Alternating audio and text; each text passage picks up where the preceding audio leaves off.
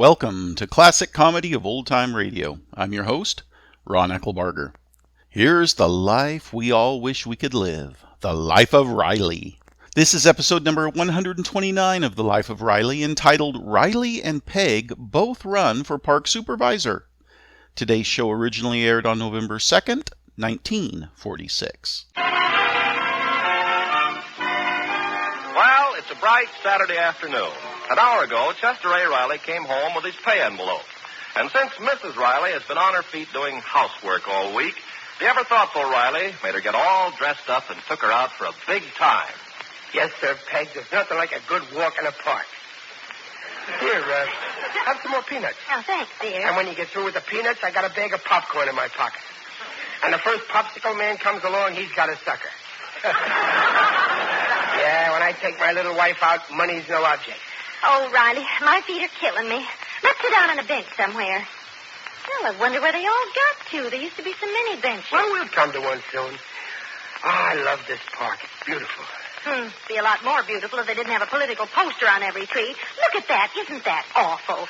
Re-elect Joseph Barton for park supervisor on every tree. Something ought to be done about this. Peg, leave politics to the politicians. But I think a politician ought to... Peg, why mix into something that ain't your line? Take, for instance, a delicatessen man. Would you tell him how to run his business? No, because he knows more about baloney than you do. And the same thing goes for politicians.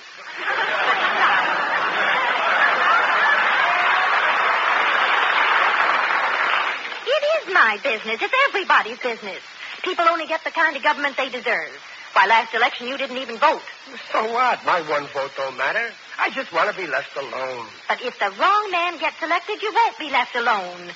Oh, you're really out of date. Me? Out of date? Listen, when it comes to politics, I'm as up to the minute as the next guy.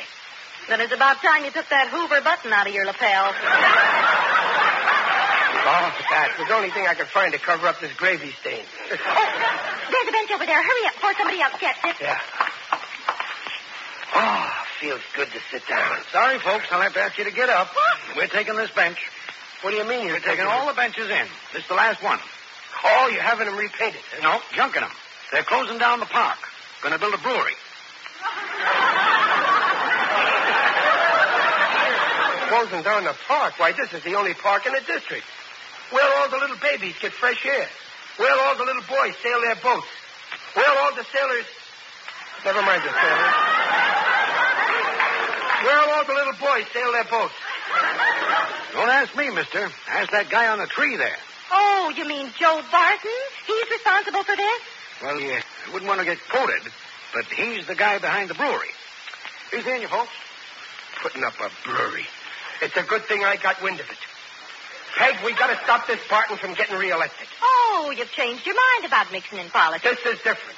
I don't mind a little graft, but when they tear down a park and put up a brewery, they're getting drunk with power. Well, you can't stop Barton. He's running unopposed. You mean there's no other... Why, that's terrible. Of course, if enough people get together, they could nominate an independent write-in candidate. An independent candidate. That's it. I'm calling a meeting at our house tonight. But that'd be wonderful, Riley. Yes, sir. We'll nominate a candidate who'll fight for the people's rights. And he won't be an illiterate ignoramus like that Barton. Well, who do you have in mind? Well, N-E-E.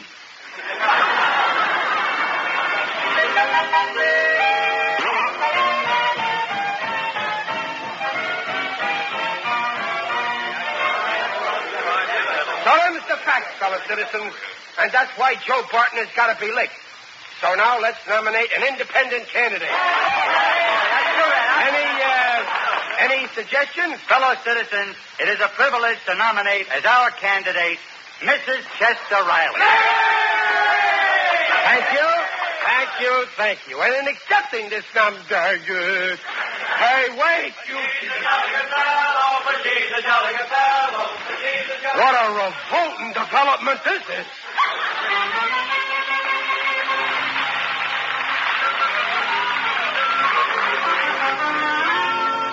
Oh, look, dear. There's a another one of my campaign posters in the grocery window. Yeah, I see it. Well, there's one in that lamppost, Mom. I see it. Oh, the committee did a good job. They got them all over. Oh, and look, up there in the top of the bank building, a big billboard about Mom. Oh, that's wonderful, isn't it, Riley? Some wonderful. Oh, gee, and it's so big I can read it from here. Vote for Mrs. Chester Riley for Park Supervisor, homemaker, mother of two. Oh, and look, Pop, they mention you, too. Where? What does it say? Where? Wife of Riveter. Fine thing. My wife's plastered all over town. Where the prying eyes of all the men can see you. Oh, but Riley, I'm a candidate. I don't care. The picture of a man's wife is kind of sacred. It belongs in the home, in a place of honor. Believe me, when the committee asked me for it, it broke my heart to go down in the cellar and get it. Hey, why did you accept that nomination? Oh, Riley, you starting that all over again. It was my civic duty But you're a woman. Women don't belong in politics. There's an old saying, the hand that fries the bacon shouldn't be in the pork barrel. Will you stop? Just because you didn't get the nomination. That's got nothing to do with it. I could have had it. I was just too modest to hint. Believe me, I ain't jealous of you. It's just that, well, let's face it, a lot of the voters are dopes. And a politician has got to be able to change the minds of these dopes. Now, what experience have you had in changing the mind of a dope? Well, I withdraw the question.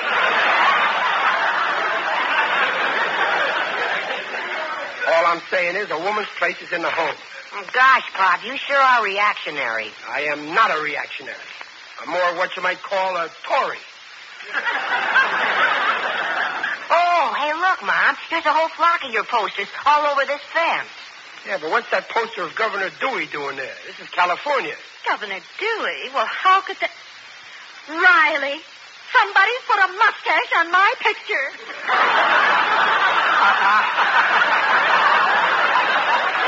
A mustache. Well, what do you know? That's a good one. Well, I don't think it's funny. Now, Peg, don't get sore. This is politics. You asked for it. Well, gee, there's a whole lot of them with mustaches. Looks like they were put on with rubber stamps. Oh, go on. It's probably just the work of some kid. No, it isn't. This is an organized campaign. This is the work of that crooked Barton machine. Now, don't start blaming your opponent. This is politics. You got to be able to take it. Well, and look at this poster where it says mother of two. Someone wrote grandmother of 22. Grandmother of two. Hiya, Grandma. Riley. Oh, and look here. Instead of homemaker, it says homebreaker. A grandmother with a mustache who's a homebreaker. That's terrific. Oh, you make me furious. Come on, Dumpling. Where's your sense of humor? And here's another one where it says wife of a Let riveter. me see that. Wife of a rotten riveter.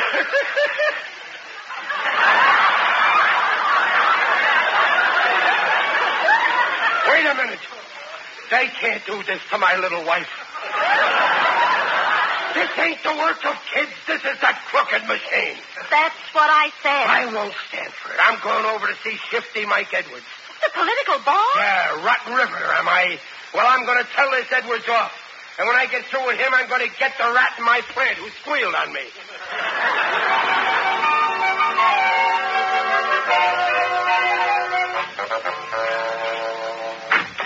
Hey, Mike, that guy out there's been waiting for over an hour. Well, let him wait. I'm busy.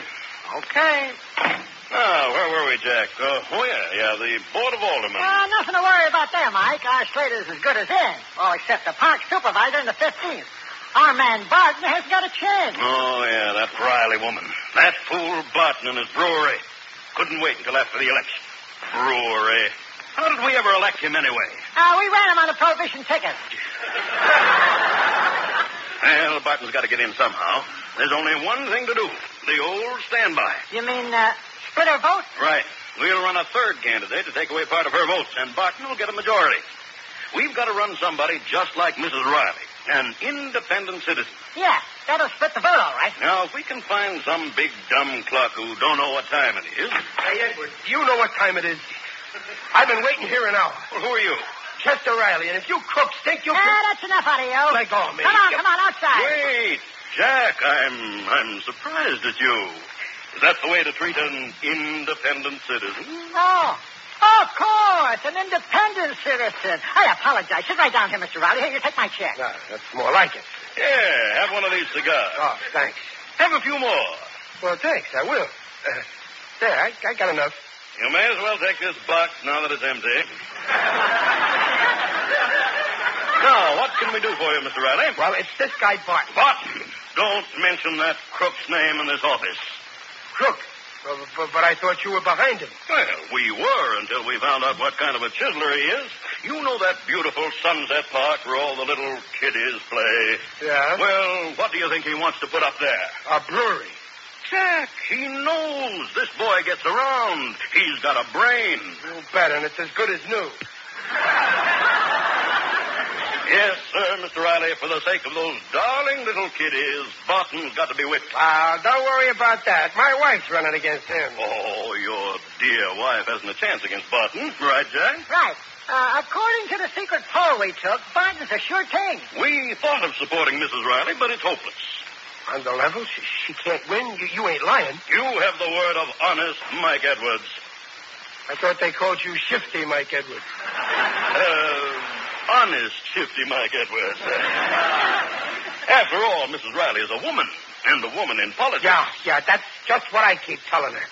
Gee, that's terrible. Barton will get in. Unless we can run an independent candidate. Only it must be a man. But where can we find the right man? It must be someone like Mrs. Riley, only a man. Jack, do you have any ideas? No, I just can't think of anyone. I can't either. Maybe you have a suggestion, Citizen Riley. Well, the way I see it, we need a man who's intelligent. A man with a head on his shoulders. A man who's a good parent, who understands children. Who's loved by each and every one of us in this community. And the next thing I knew, Peg, honest Mike Edwards nominated me to be Barton. Riley, are you crazy?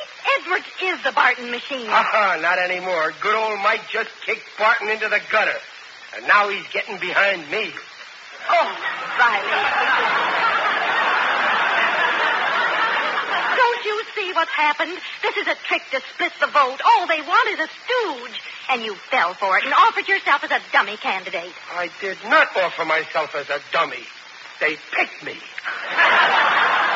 But Barton's sure to win. Now there are 3 candidates. No, only 2. You ain't got a chance. You'll resign, of course. Resign? Me? Mm-hmm. But the committee... That's out of the question. You'll have to withdraw, Riley. But then Barton will win. Dublin, you don't stand a chance. That's what you think. Hey, Mom, did you see here's my Junior. cap? Junior, we'll use him for a test. Now tell the truth, Junior. If your mother and me were both running for park supervisor, who would you vote for? For Mom. Who asked you? You're too young to vote. Now, listen, Peg, be sensible. You don't want to run against your own husband. That isn't the point. The thing is, which one of us can beat Barton? You'll never do it. Well, you certainly won't. I ain't withdrawing. I'm throwing my head into the ring. Go ahead. Run. If you insist on a fight, you'll get it. If that's the way you want it, okay, we'll fight it out. We'll let the voters choose who they want. Wife or husband, mother or father, Beauty or the Beast. Peg. Peg, What is it? talk to me. Riley, can't you see I'm studying this speech? You're always studying speeches. What's the use? I told you 1,000 times you can't win. Why, only yesterday I took a straw vote and I won. Where'd you take a straw vote? Down at the drugstore. I asked everyone at the soda fountain to vote. There was 11 straws for me and 1 straw for you. Oh, I don't believe it. Well, ask Greenspreckle. I paid him 60 cents for the 12 Cokes. All right. So you'll be elected. Now let me work on this speech. Peg. Let me see, fellows. Peg. What is it now? Let's go to a movie. But I can't tonight, dear. I'm holding my final rally. Since you got to be in politics, you ignore me. I guess you just don't love me anymore. Why? How can you say that? Well, it's true. A whole week now, you ain't even kissed me once.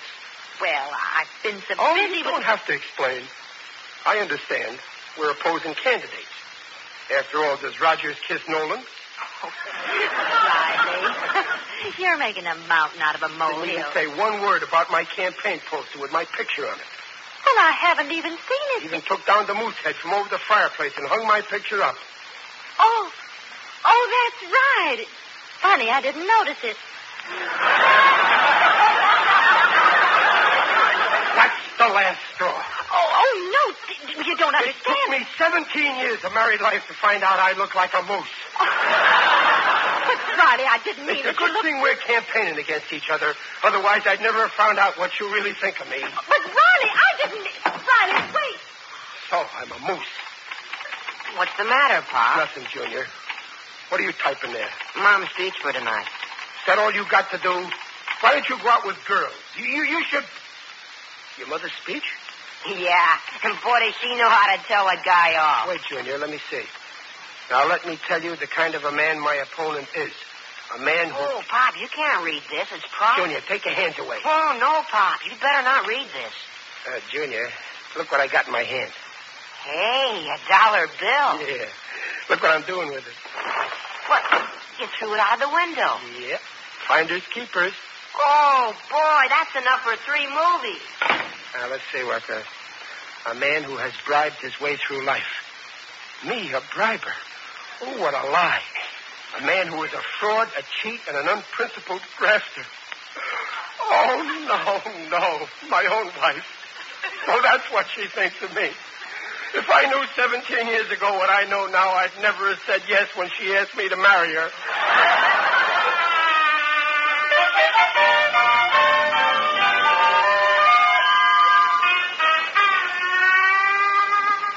What a life. You trust somebody all your life, and in the end, you get dirt thrown in your face. Oh, there, Riley. Who's that? It is I, Digby Odell, the friendly undertaker. Oh, I didn't see you, Digger. Greetings, Riley. You're looking fine. Very natural. What are you doing around here, Digger? Oh, I've just come from the gymnasium, where I attended the weekly meeting of the UEPBBS. UEPBBS? The Undertakers, Embalmers, and Pallbearers Bodybuilding Society. Tonight we had a workout with dumbbells. They say that's very healthy. Oh, it is indeed. In fact, we have a motto. I quote, "Take a dumbbell in your hand and swing it willy-nilly, for the hand that holds a dumbbell will never hold a lily." The way I feel now, I wish I was holding a lily. Oh, something's troubling you, Riley. Pray tell me. Well, you know, my wife and me, we're both running for park supervisor. Oh, yes, I meant to discuss it with you. If you're elected, I'd be glad to donate some benches to the park. Of course, they'll have a little advertising on them. Advertising? Something dignified. You are resting here through the courtesy of Digby Odell.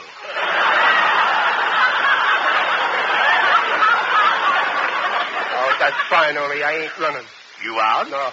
And here I've been breaking my back, digging up voters for you. You shouldn't have bothered. They can keep their old election. Ah, election. Shaking hands with a politician and then counting your fingers. Rushing to the polls and discovering that some thoughtful thug has already voted for you. Smoking a candidate's free cigar and then being fined for creating smog. I adore elections. They're so gay. It ain't for me. Imagine, Digger, my own wife is making a speech tonight against me. She's calling me all kinds of terrible names. Oh, I don't believe it. Your dear wife would never call you names in public. She's got politic poison. She's making a speech this very minute. Riley, suspend judgment. We must go to this meeting and investigate. In our profession, we have a saying. You can't be sure of your ground until you go below the surface.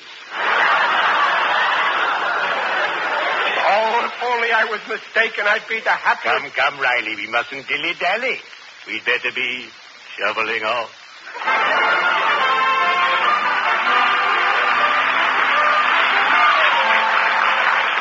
And so, fellow citizens, Tonight, I won't talk about my husband, Chester Riley. He's a fine, honest man who innocently fell into the clutches of the shifty Edwards machine. A real menace to the community is Joe Barton. Let me tell you what kind of a man Barton really is. A man who's bribed his way through life.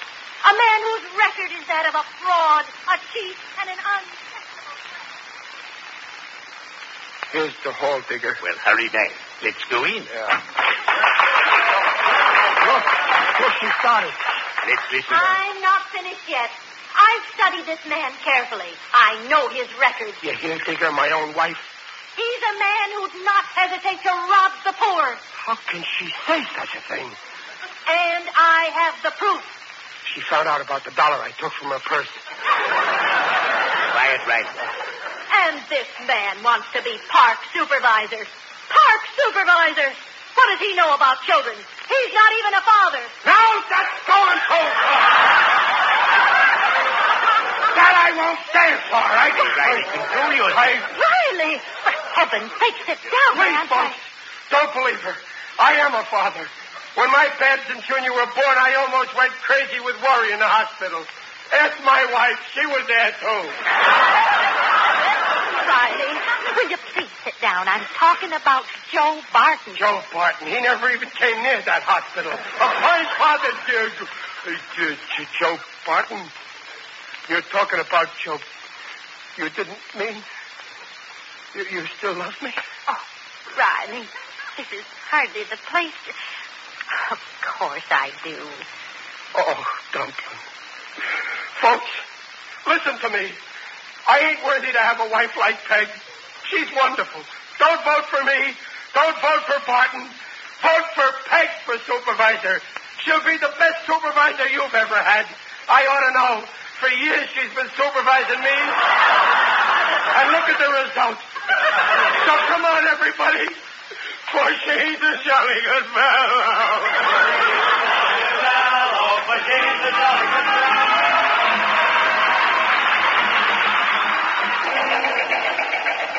And here are the final returns in the 15th District. Oh, Riley, I'm so nervous. Quit worrying, Dumpling. You're a cinch to win. For Park Supervisor, Joe Barton, 103 votes. Mrs. Chester Riley, 1,078 votes. Oh, that's wonderful. Oh, gosh, that's great. Chester A. Riley, Quiet, Junior. 1 vote. 1 vote? Well, Pop, at least you voted for yourself. But I didn't. I forgot to vote. Somebody else voted for me. Well, this proves there's at least one person in this district who thinks I'm brilliant, honest, and clever enough to be park supervisor. Gee, who could have... Oh, Peg, you shouldn't have done it.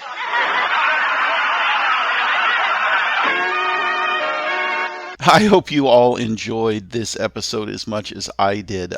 There were some great one-liners and jokes in this episode. It started out with that great one where Riley said, "Would you tell a delicatessen owner how to run his business? Of course not, because he knows more about bologna than you do. The same is true for politicians." So yeah, they know a lot about baloney, and politicians are certainly full of it. So I just loved this episode. I thought it was some great writing and some great delivery on the part of all of the actors involved. Well, please send your questions and comments to host at classiccomedyotr.com. Come back next Friday for another episode of The Life of Riley, and check in on Monday for the next installment of My Favorite Husband. Until next time, in the words of Jerry Seinfeld, breaking up is like knocking over a Coke machine. You can't do it in one push. You've got to rock it back and forth a few times, and then it goes over.